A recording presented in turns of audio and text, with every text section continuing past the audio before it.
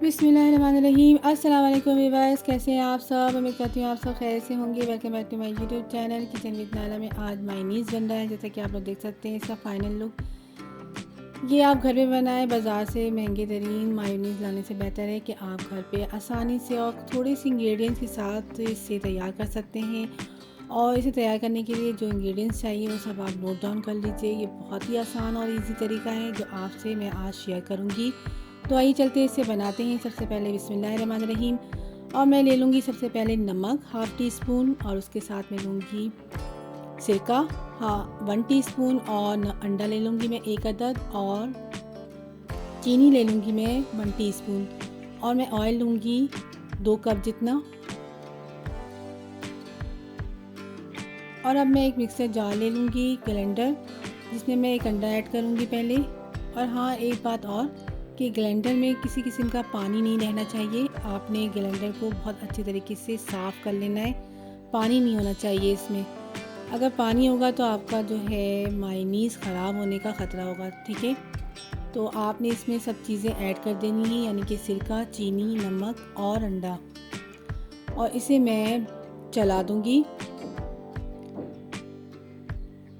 आपने इतनी देर चलाना है इसको कि बस मुसलसल आपने चलाते रहना है। तकरीबन आपने 1 मिनट इसे पहले चलाना है इसे, सही है।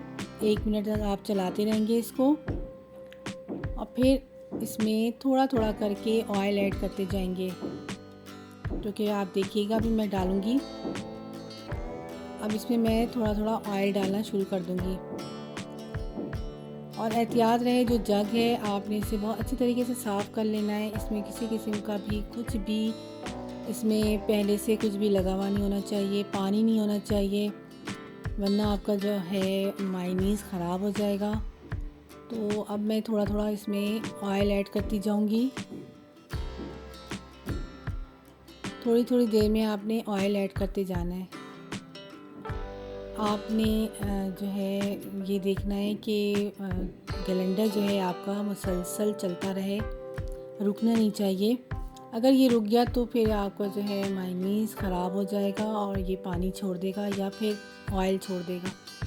तो देखिए आप, तकरीबन ये तैयार होने वाला है। मुसलसल ग्राइंडर मेरा चल रहा है और मैं इसमें थोड़ा थोड़ा ऑयल ऐड करती जा रही हूँ,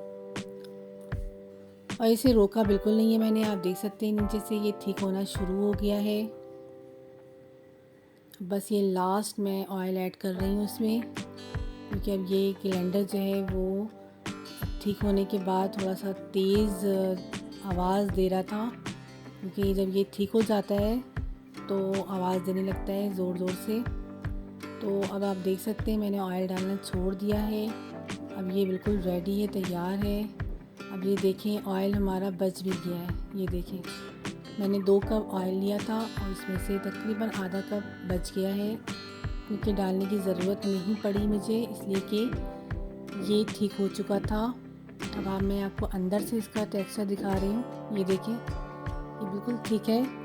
बस मैं एक सेकंड के लिए और इसे चला लूँगी।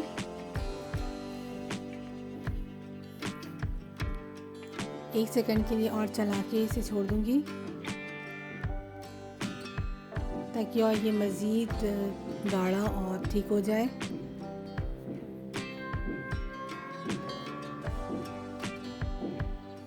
अब आप देख सकते हैं ये अंदर से इसका टेक्सचर ये बिल्कुल ठीक हो चुका है। ये बिल्कुल क्रीमी फॉर्म में आ चुका है। अब ये मैं इसको चम्मच से भी निकाल के आपको दिखा देती हूँ। ये देखें कितना क्रीमी और कितना फ्लफ़ी है, बिल्कुल सेम मायोनीज़ जैसा। और इसकी खुशबू और टेस्ट भी आपको बिल्कुल मायोनीज़ ही जैसा लगेगा, बिल्कुल वैसे ही टेक्सचर होता है। बाज़ार में भी इसी तरीके से बनाते हैं।